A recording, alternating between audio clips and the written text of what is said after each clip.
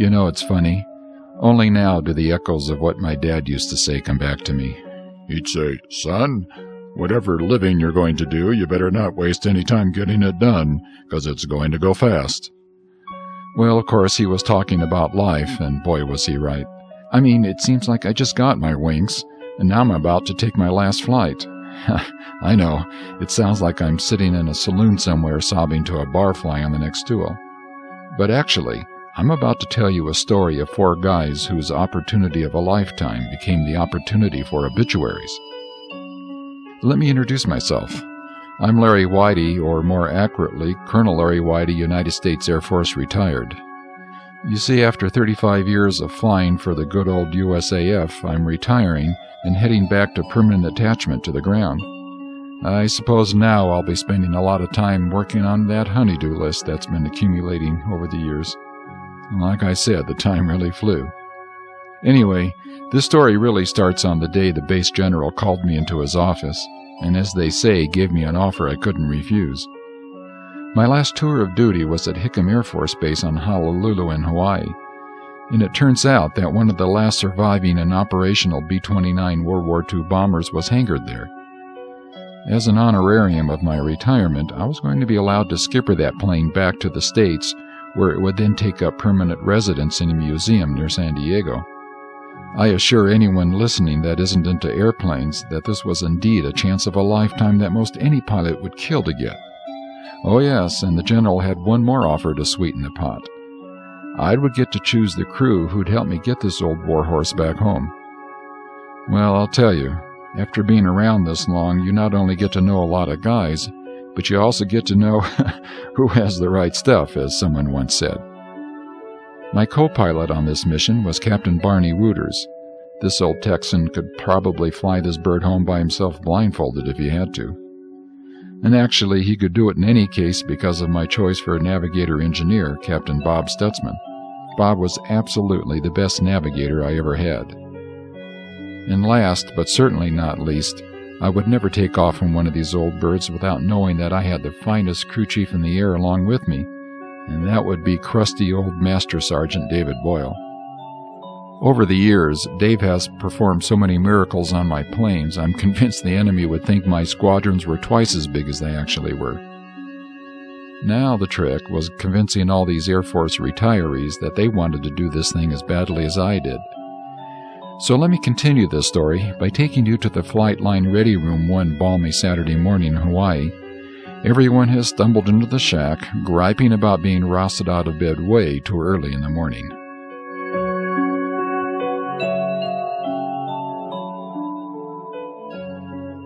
Gentlemen, if you'll take your seats, I'll go right down to why I've called you in here this morning.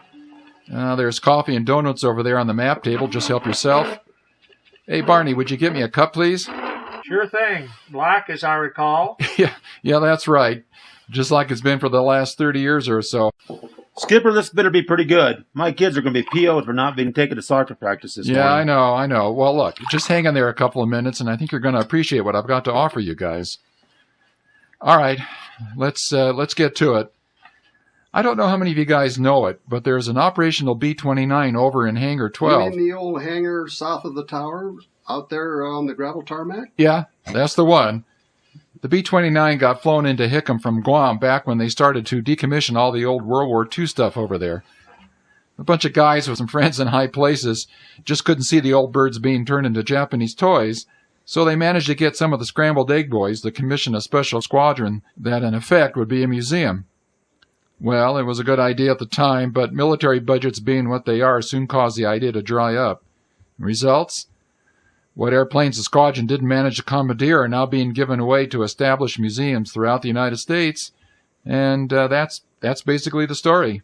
Skipper, don't tell me you called this meeting just to read us the base newspaper. Well, no, not exactly. Wait a minute.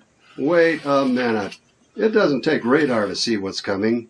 I hear a mission in the making. Skipper, you want us to crew that bomber back to wherever it's going? Well, I figured that... Skipper, where's this bird going? Well, the plane is on its way to a museum in San Diego. Whoa, wait a minute. Are you saying that you expect us to fly that 60-year-old aluminum orange crate over 3,000 miles of open water? Do you really think that makes sense? Wait a minute, gentlemen. Wait a minute. Look, I know what you're thinking. Just another junker airplane that needs to be gotten rid of. But I tell you, what we've got here is an opportunity of a lifetime. Think of it. This bird is a real classic, the finest prop bomber ever made. And you will never, ever have an opportunity like this again. It's likely that there will be few, if any, more flights for a B-29 after this. Do you guys really want to miss it? Are you really going to let someone else get the nod over this one last flight? Remember, no matter what, we're all leaving the Air Force. None of us will ever get a chance like this again, no matter how many planes are left. Think about it. Okay, look, Skipper, I'm thinking about the risk. You know, I'd give my left arm to go on this ride. I think we all would. Sure, I would, but that's not even the big problem. We all have families, and mine, for one, got promised that my flying dangerous vehicles are over. How do you expect me to explain this one? Gentlemen, look, I understand your reticence, but I assure you this plane is solid. It's been kept in top shape, it's been flown a couple times a year, and you can be sure it's as safe as any other good multi-engine bird. Colonel, I tell you what, if Dave gets the chance to look this 29 over and he says it's okay, then I'd be up for the trip. Okay, Skipper. I guess I can convince the folks at home that this is just a pleasure trip. But I agree with Barney, only if Dave gives his blessing. Hey guys, you'll get no argument from me. I hope you don't think I asked Dave to be on this trip strictly for dead weight purposes, do you? Hey, stuff it, you guys, or I'll stuff your relief tubes. All right then. Look, I guess I'm hearing we have a crew. Dave, I'm going to leave it to you to give the final nod on airworthiness. Barney, you and Bob draw the charts for the flight to San Diego and get a request for test flights with touch and goes. I'll get with the number 12 hangar boys, go over systems and such, and grab the pilot's kit. Well, that's about it. I'll see you guys in the morning at number 12.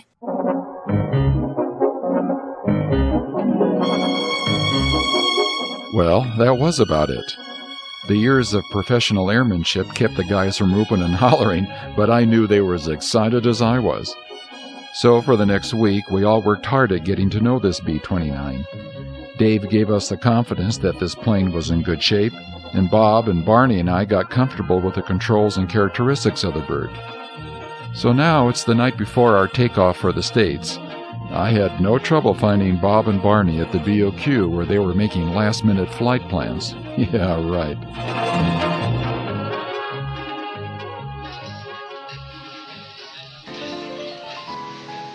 Bobby, do you have the feeling that when they asked for volunteers, everyone but us took a step backwards?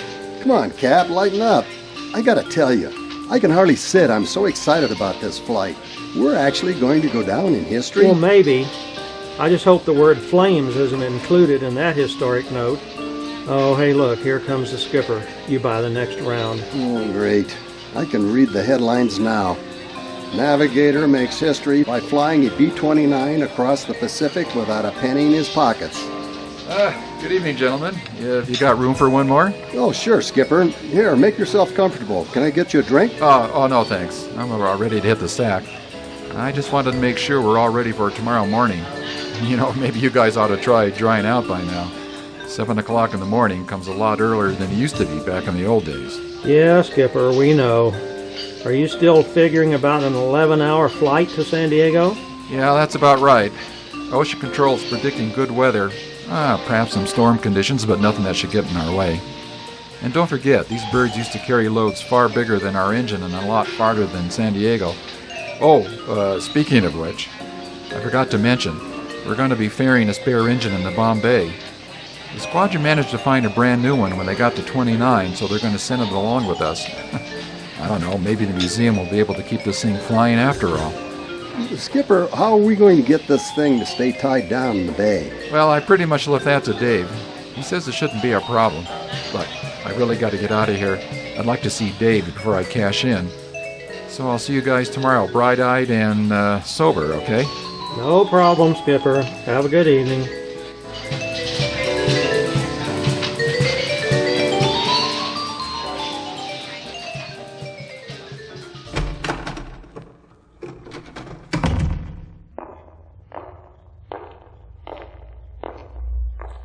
Dave, you in here? Hey, Skipper. Yeah, I'm up here working on number 3 engine. It's a little faster than I'd like. There, I think I've got it. Are you really worried about it? Nah, it's okay. Hey, look out, Skipper. I'm coming down now. Well, all we need now is the fuel truck to top us off, and we should be ready. Skipper, you look a little worried. Everything okay? Yeah, as far as I know, everything is just fine. The frown lines got embedded there a long time ago.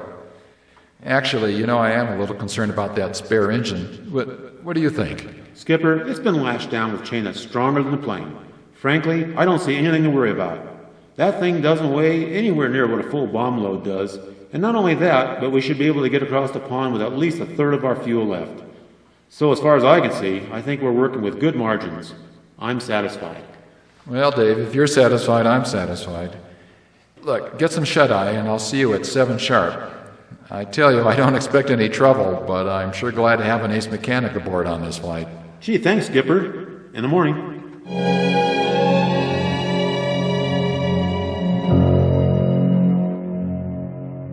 Okay, guys, it's time. Skipper, the gear's loaded. Fuel's been topped off, and all systems will be run through. So why don't you fly boys have some fun with it now? Thanks, Dave. Come on, people. I think the tower will be glad to get rid of us. They're telling me the MPs haven't had to wrestle with this much crowd control since VJ Day. Skipper, I'm going to need a little time to sync this new compass. How much time we got? No problem. We're doing the flight check by the book, so I suspect it'll be a while. Okay, after you, Mr. Wooters.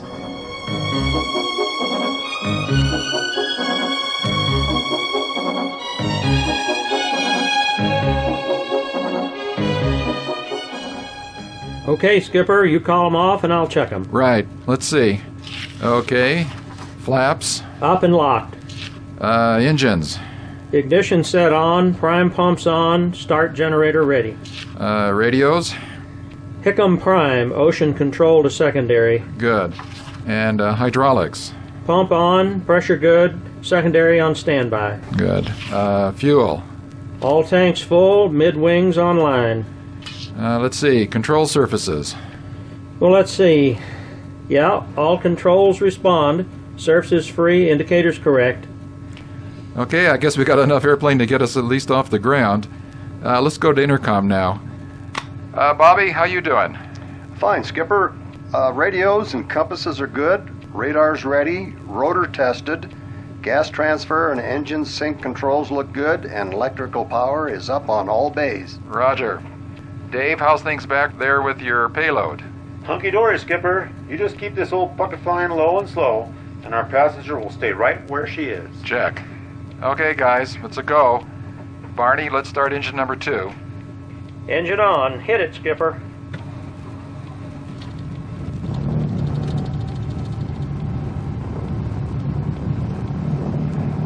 Okay, sounds good. Let's light number 3. Okay, how about number 1? Well, we're on a roll. All right, let's kick in the last one.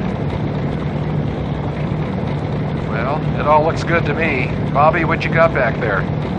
Everything's still fine, Skipper. Sync, fuel, electrical, hydraulics. Couldn't look better. Great. Davey, everything okay in the bilge? No problems. Let's get out of here. Barney, let's get it out on the taxiway. I've got the brakes, Skipper. Hickam, this is B-29 Air Force 202 requesting clearance to runway 50 west.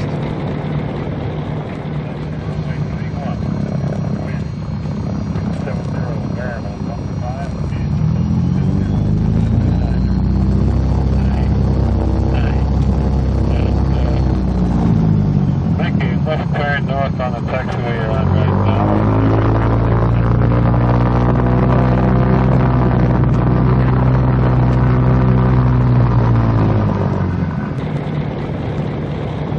Hickam, B-29 Air Force 202 requesting release.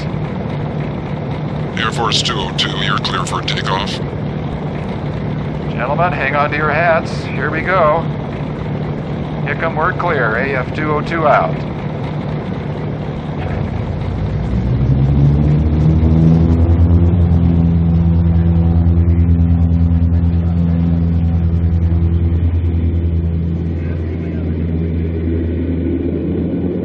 Air Force 202, please advise when transferring to ocean control.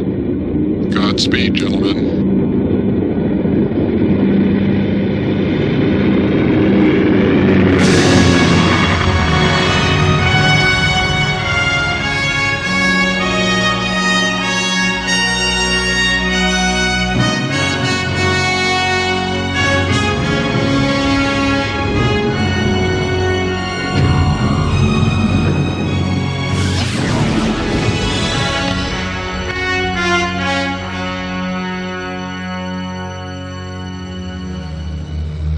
Hey, Skipper, care for a sandwich? I got a bunch here from the mess hall. Hey, yeah, sounds good, thanks. Hey, Barney, tell me, you got any plans for the rest of your life? You bet I do. After the arrival ceremony, I'm off back to Dallas. My wife's already there. For a while, we'll stay with my in-laws till we get a place of our own. Are you just going to sit around? Are you kidding? Back there, you stand still and they'll run right over you like so much armadillo roadkill. Nah, I've already got a couple of shuttle services hopping back and forth to Houston, Pecos, places like that. I figure I'll do that for a while, then, I don't know, maybe get involved with the front office doing some flight planning or routing, stuff like that. Yeah, well, it sounds like you're going to fly till you die. Well, if it's in your blood, it's going to take more than just a transfusion to get it out of there. Yeah, I suppose I'll do more or less the same thing as the last 30 years, but now the difference is that it's home for good. No more pulling up stakes. Well, I'll tell you guys, this business of pretending to be a bird is all over for me. I wasn't kidding about the promise I made to my wife. She hated it every time we had to pull up stakes for another assignment. What about your kids, Bob? My kids seem to do okay, but now they're gone and it's just me and the missus. She wants to settle down next to them as the grandkids start coming along. Bob, you going to fly anymore? Nope, enough's enough. Oh, I like flying, such as it was, but the bottom line is that it was just a job. It paid well, got us around the world, and got the kids a lot of experiences they wouldn't have had otherwise. But this is it. It's back to the Midwest for me. My brother wants me to go into the grain contracting business with him. And as far as I'm concerned, from now on, the highest altitude I'll get to will be on a grain elevator. Well, I guess to each his own. Hey, Davey, we hadn't heard from you yet. What you got waiting for you? Well, you guys know I've still got a gaggle of kids to raise. Both my wife's and my folks are in L.A. Not only that, but you wouldn't believe the number of mechanic tickets I've been offered at Lax, Burbank, and Van Nuys, and so for me it's a no-brainer. I've heard it's pretty crowded out there. Yeah, that's a problem. But just like you, Barney, our folks have offered us a place until we can get situated. The deal is, we want to finally settle and get the kids into one place without jacking them around anymore. Hey, Skipper, how about you? Well, I'm getting a little too old to really think about doing any serious flying anymore. I don't know, maybe a little shuttle work. But lately, we've been thinking about... Excuse me, Skipper, but I've been looking at radar. It looks like a storm is wider than ops had predicted. At this point, we're headed right for it. Bob, get on the horn. Get us the conditions in a new vector, okay? Check, Skipper. Stand by. Ocean Control, this is B-29 AF-202. Come back. Air Force 202, this is Ocean Control. Read you 555. Go. Ocean Control, radar indicates closing weather. Please vector us to a new recommended course. We still plan to land at the original flight plan destination, North Island Naval Air Station in San Diego. Over. Air Force 202, weather office indicates late changes in storm track. To reach the U.S. West Coast, you'll need to traverse the storm. Be advised that ops is suggesting the possibility of returning to Hickam. Over. Ocean Control, this is AF-202, standby 1. Skipper, Ocean Control reports there's no getting around this storm if we're still going to land in the States. Bob, what do you mean still land in the States? Ocean Control is suggesting we return to Hickam. Well, what's your analysis? Skipper, we can't. We don't have enough fuel. Davey, what do you think? Numbers don't lie, Skipper. We're obviously way past the point of no return. I don't think we have any choice but to head for the coast no matter what we have to go through. Skipper, whatever you do, keep this bird as steady as possible, okay? We don't want our payload bouncing around too much. Gotcha, Davey. Bobby, get us a new vector and let's do it. Ocean Control, this is AF-202. Come back. Air Force 202, what's your order? Ocean Control, vector us to the least turbulence. Over. Air Force 202, weather office suggests you turn to 150 at 25000 Angels. However, be advised that although conditions should abate as you reach the coast, there'll be no clear airspace over this track. Over. Ocean Control, AF-202. Understood. 150 at 25000. We'll keep you advised. Out. Skipper, Ocean Control gave us the best they've got, but it's still going to be rough all the way. Turn to 150 and take us to 25,000. Thanks, Bob. Okay, folks, stow everything you can. Davey, keep a close watch on that engine. Well, here it comes. Hang on.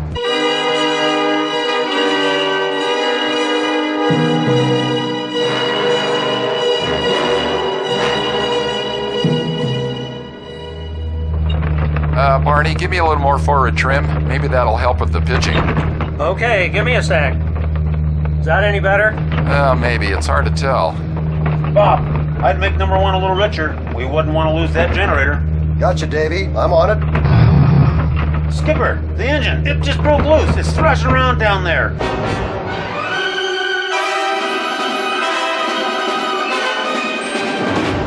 If another tether support breaks free, the engine will crash through the bay and tear the damn fuselage apart. I'm going down to the bay. Get us out of here. Skipper, there's no place to go. There's no clear space anywhere around. Watch the engines. I'm going back into the bay to help Dave. I'll be off the ICS. No, wait, Bob! Oh, damn. Barney, get back there. I need to know what to do with this bird, and they can't tell me. I'll handle the yoke. Right, I'll hook up to the ICS at the base station. Barney, in the locker up there. Quick, there's some rope. Get it toward me.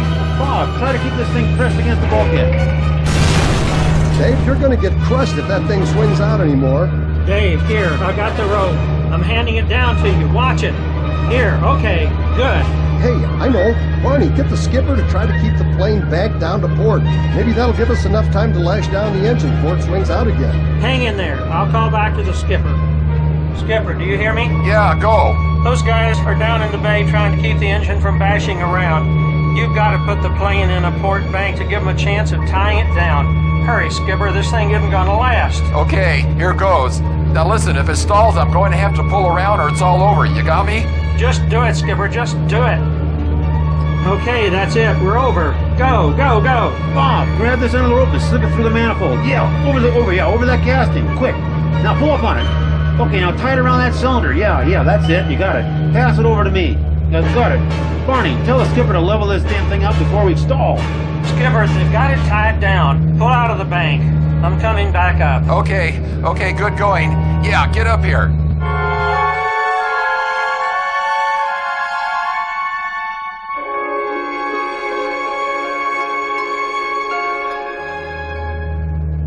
Well, looks like we've gotten through the worst part of the storm. There's still plenty of squall, but there's not much buffeting now. Davy, how's the problem child? Skipper, I was just coming up to call you. I was down in the bay and I've got some really bad news. When the engine came loose, it shifted down and broke through the bay doors. It doesn't seem to be going anywhere, but it's hanging down below the plane. Skipper, with an engine like this, we just can't land. Dave, are you sure about that? Yeah, that's it, Skipper. That's about it. Okay, people, we need some ideas here. Dave, what about just letting it go? You know, dropping it like a bomb. Well, I thought about that, Skipper. No chance. It'll tear out the structure and break us up. We just can't do that. Can't we hoist it up a little with a come-along or something? No way. We're talking about a ton of engine that would be impossible to grapple from the overhead. Not only that, but we'll chance losing if we free up the only rope we have to hoist it. I hate to say it, folks, but it looks like we've only got one way out of this. Unless there's a miracle or a revelation in the next few seconds, I'm afraid we're going to have to ditch this thing. We'll fly in close to the coast. North Island will have the rescue there waiting for us, and we should be able... Skipper, wait. We've got another real serious problem. Go, Bob. Apparently while the engine was thrashing around, it damaged a fuel line. I guess so, because we're quickly running out of fuel. I've only got one tank online, and it's draining fast. All right, let's get ready. No telling how much time we have. Take your ditching stations. Dave, is the raft and all ready back there? Everything's ready, Skipper. As soon as we hit, Bob and I will deploy the raft. Good. Bob, pop the beacon now. Okay, gentlemen, be ready. Good luck.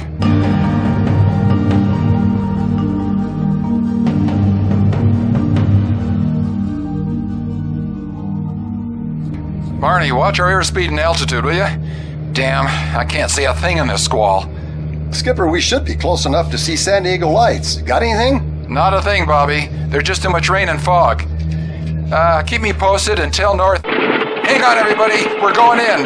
Barney, quick, pull the trim. Give me flaps.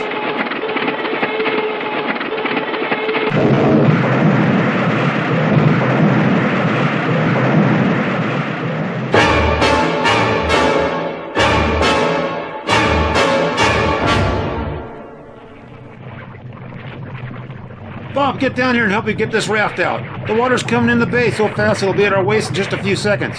You grab the survival gun and open the emergency hatch. Come on. Bobby, can you hear me? Are you there? Yeah, Skipper, but I gotta go. Dave needs help with the raft. Wait, stay on the ICS. Barney's been hurt. His panel has him pinned down and I can't free him. I need help before this thing goes down. Hang on, Skipper, I'm coming up.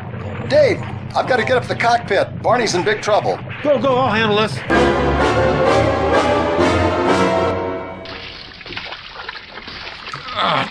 Damn. Come on. Skipper, what's the story? Bob, here, help me get this mess off him. Oh, okay, I think I got him free. Here, grab his arms and hold him up. I'll pop the overhead hatch. Okay, Bobby. Climb out and I'll lift Barney up to you. Okay, Skipper, try to hold him higher. As soon as I get his arms, start lifting with all you've got. Okay, I've almost got him. A little more. All right, I've got him. Okay, Skipper, get out of there. Here, let's lay him down here. We can hold on to the UHF antenna to keep him from sliding away. He's not bleeding or screaming. Maybe he's not too bad off. Hey, look, here comes Dave. You're on the port wing in the raft. Dave, over here. Bring the raft over here. Yeah, that's it. Okay, keep it close. I'm jumping. Let's get Barney down. Skipper, grab his arms and dangle him over the side.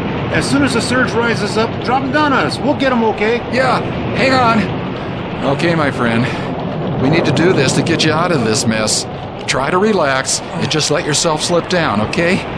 Bob and Dave are there to catch you. All right, guys. Here he comes. Get ready. Now. Hey, we got him. Come on, Skipper, jump off and let's get out of there before this plane sucks us down. Bob, can you make out which way we should be paddling? I'm pretty sure I saw lights as we were coming down. I'd say this way. Yeah, this way, to your left. Hey, look over there. I see lights coming up. You're right, Skipper. North Island's Coast Guard is on the ball. How about that, Hey, what's that? I think I see a truck coming. Oh, geez. He's getting delirious. I hope the CC is quick about this. This guy needs help. Delirium Shimerian. I know engines and I hear a truck. Oh, my God. Look, what's going on? Look at that. It's a truck. Where are we? Hey, any of you guys want to ride? What the hell is going on? How can you guys be out here? Don't you guys know? You came in at the end of the ramp in our seaplane runway. The water here is only 2 feet deep. Oh, jeez. Boy, I don't have to. I'll see my wife again.